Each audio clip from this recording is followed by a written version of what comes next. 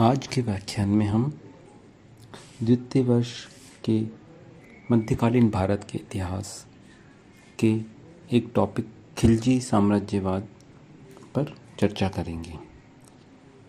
खिलजी साम्राज्यवाद, जैसा कि हम जानते हैं कि दिल्ली सल्तनत का जो प्रथम राजवंश था वो गुलाम वंश था और गुलाम वंश के पश्चात खिलजी वंश की स्थापना हुई और खिलजियों ने दिल्ली सल्तनत के साम्राज्य को इतना फैलाया कि उनका काल खिलजी साम्राज्यवाद के नाम से जाना जाता है। खिलजियों की उत्पत्ति के बारे में समकालीन इतिहासकार बर्नी और अन्य इतिहासकार जैसे निजामुद्दीन अहमद, बदायूनी, फरिश्ता आदि ने अलग अलग विचार रखे हैं या अपने मत व्यक्त किए हैं, पर अब लगभग इस बात पर एक मत सा हो गया है कि खिलजी तुर्क थे। यद्यपि उनके रहन सहन और रीति रिवाजों के कारण प्रारंभ में उन्हें अफ़गान मानने का भ्रम किया जाता था, लेकिन 10वीं शताब्दी के पूर्व ये माना जाता है कि जो खिलजी हैं ये तुर्क थे और 10वीं शताब्दी के पूर्व ये लोग तुर्किस्तान से आकर ही अफ़गानिस्तान में एक खल्ज नामक प्रदेश में बस गए थे और इस कारण अफ़गानिस्तान में लंबे समय तक रहने के कारण इनका अफ़गान होने का भ्रम पैदा हुआ। लेकिन कुछ एविडेंस या कुछ तथ्य हमें मिलते हैं जिनके आधार पर खिलजियों को तुर्क माना जा सकता है। सबसे पहली बात करें तो 10वीं शताब्दी के एक अरब भूगोलवेत्ता या भूगोल शास्त्री इब्न बकौल खिलजियों को तुर्की का मूल निवासी बताता है। इसी तरह तारीख़ फ़खरुद्दीन मुबारक शाह का लेखक फ़खरुद्दीन भी, जिसने अपनी बुक 1206 ईस्वी में समाप्त की, खिलजियों को तुर्क ही बताता है और उनके 64 या 64 तुर्क कबीलों की सूची देता है जिसमें खिलजी भी सम्मिलित हैं। इसी प्रकार तबकाते नासरी का के अनुसार भी खिलजी जो था वो तुर्क कबीला था और सबसे ज़्यादा जो ऑथेंटिक प्रमाण या रिसर्च माना जाता है डॉक्टर के.एस. लाल या किशोरी शरण लाल के अनुसार भी, जिन्होंने अपनी बुक हिस्ट्री ऑफ खिलजीज लिखी है, उसमें भी उन्होंने इस बात को बताया है कि जो ये खिलजी जो कबीला है वो एक निर्विवाद रूप से तुर्क जाति का या तुर्क कबीला है।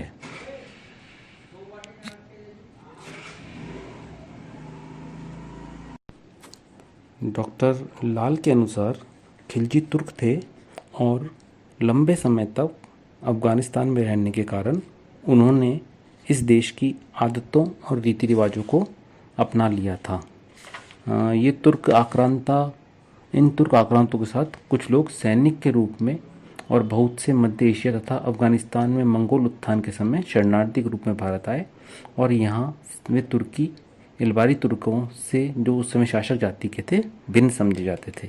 इसलिए जब इनके साथ में शासन आया तो इस व्यवस्था को या इस घटना को खिलजी क्रांति कहा जाता है।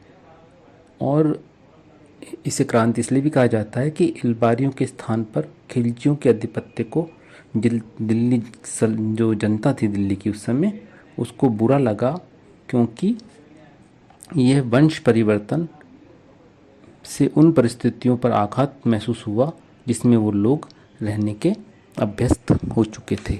लेकिन मूल रूप से देखा जाए तो खिलजी जो थे वो तुर्क ही थे। अब हम देखते हैं कि इस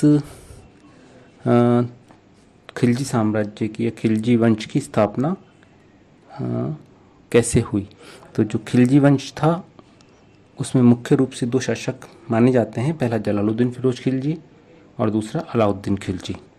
जलालुद्दीन फिरोज खिलजी ने अंतिम जो दास सम्राट था क्यूमर्स,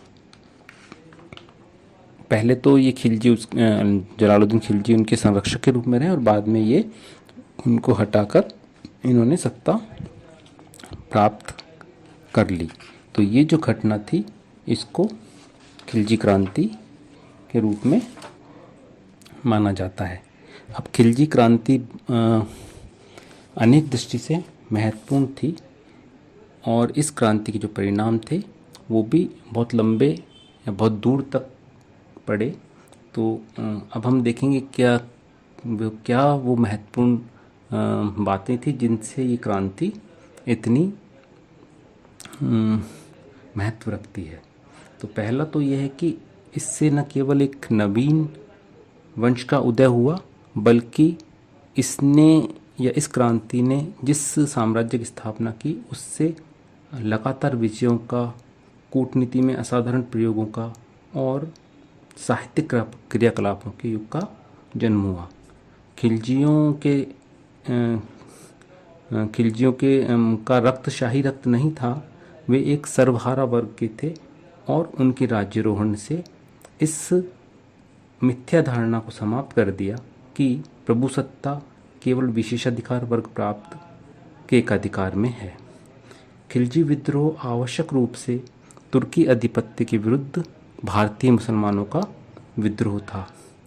गौर से लेकर गजनी से प्रेरणा प्राप्त करने वालों के विरुद्ध, क्योंकि हम जानते हैं कि प्रारंभिक जो शासक गुलाम वंश के रहे वो गौर या गजनी वंश के दास के रूप में थे और भारत में तुर्क साम्राज्य की स्थापना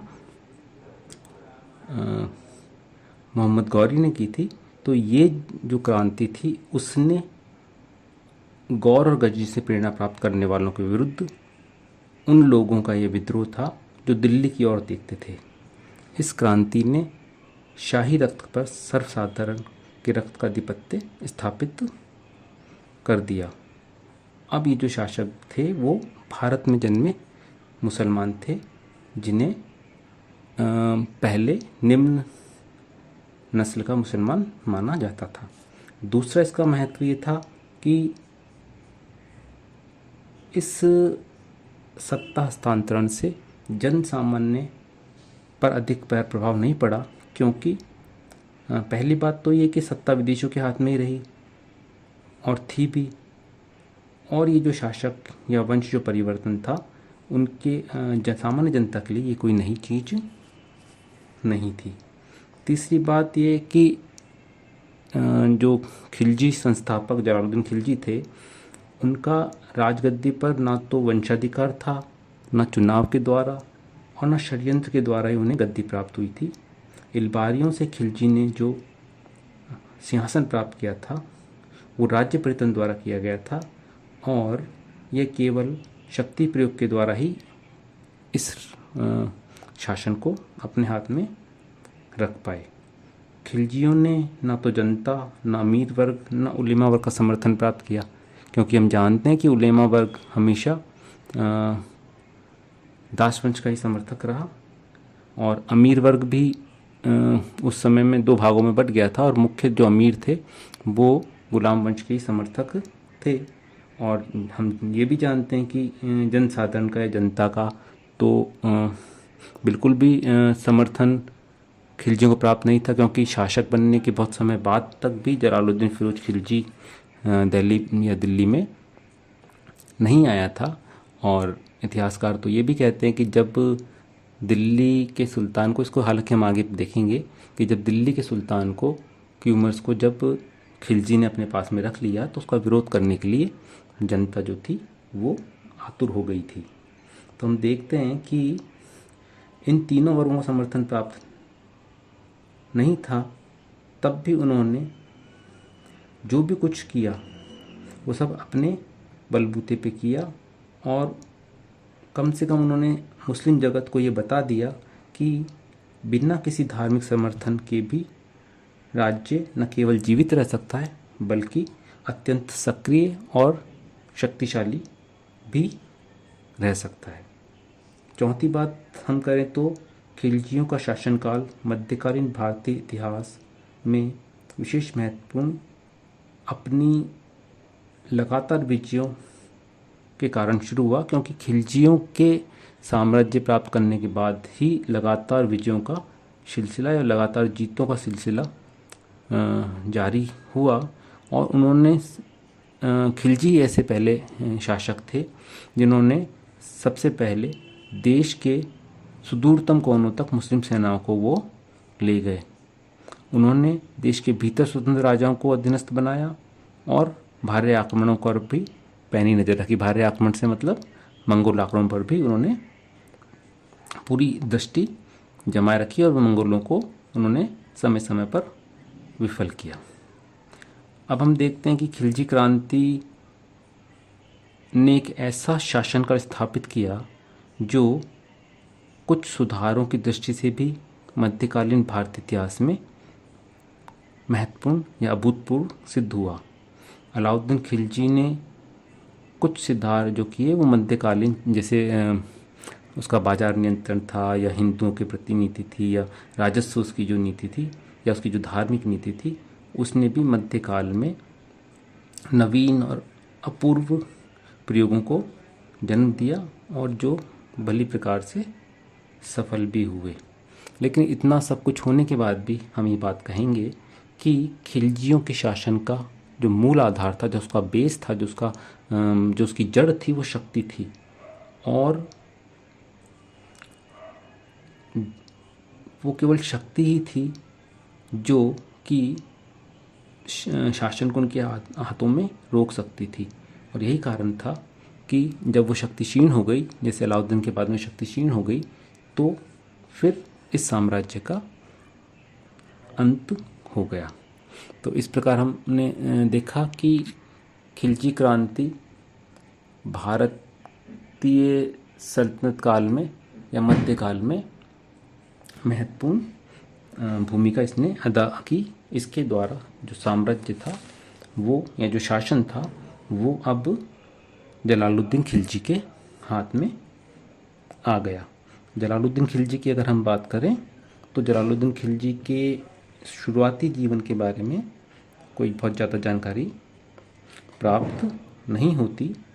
केवल ये मालूम चलता है कि वो बलबन के राज्यकाल में सैनिक सेवा में था और बलबन ने जिन सेना नायकों को उत्तर की रक्षा के लिए नियुक्त किया था उनमें जलालुद्दीन भी एक था। और बलबन के बाद कैकुबाद का जब शासन शुरू हुआ तो उस शासनकाल में फिरोज खिलजी या जलालुद्दीन फिरोज खिलजी सरे जानदार और समाना के राज्यपाल के पद पर नियुक्त हुआ। और जब निजामुद्दीन की मृत्यु हुई तो कैकुबाद ने शाइस्ता खां की उपाधि देकर उसे बरन का राज्यपाल और आरिज ममालिक जैसे महत्वपूर्ण पद पर नियुक्त किया। जैसा कि हम देखा तो जलालुद्दीन जो था वो बहुत ही कुशल व्यक्ति था, जन्मजात सैनिक था वो। उसने उत्तर पश्चिमी सीमा पर मंगोलों के युद्धों आक्रमणों को अनेकों बार अवरुद्ध किया था या उसका सामना किया था। और वो एक ऐसा गैर तुर्की अमीर कि जिस इतने महत्वपूर्ण पद पे जो पहुंचा हो वो ही व्यक्ति था। और इसी वजह से जो कई अमीर जो थे उस समय के वो उसके विरोधी हो गए थे। यही कारण था कि जब सुल्तान कैकुबाद वृद्ध हो गया था या बीमार हो गया था तो वो किलीगुड़ी में रहता था और उसने अपने पुत्र क्यूमर्स को शमशुद्दीन के नाम पर सुल्तान बनाने का निर्णय किया। और जब ये क्यूमर्स जो कि अल्प आयु था, जब वो सुल्तान बना तो दिल्ली सल्तनत में या दाशवंश में षड्यंत्रों का एक दौर शुरू हो गया। दो यहाँ पर प्रमुख गुट बने। एक गुट जो था वो तुर्की अमीरों का था, जिसका नेता मलिक एतबार कच्छन और मलिक एतमार सुरखा थे। और जो दूसरा जो दल था खिलजी अमीरों का था, जिनका नेता जलालुद्दीन खिलजी था। अब क्योंकि दो दल बन चुके थे तो इन दलों में आपसी रंजिश होना भी स्वाभाविक था, और ये भी स्वाभाविक था कि दोनों दल एक दूसरे को समाप्त करने का प्रयास करेंगे। तो अब जो ये जो तुर्क अमीरों का जो दल था, जिसमें मलिक कच्छन और मलिक सुरखा थे, उन लोगों ने जलालुद्दीन के हत्या करने का या खिलजियों को समाप्त करने का निश्चय किया, और इसका जो बीड़ा उठाया वो मलिक कच्छन ने इसकी जिम्मेदारी ली।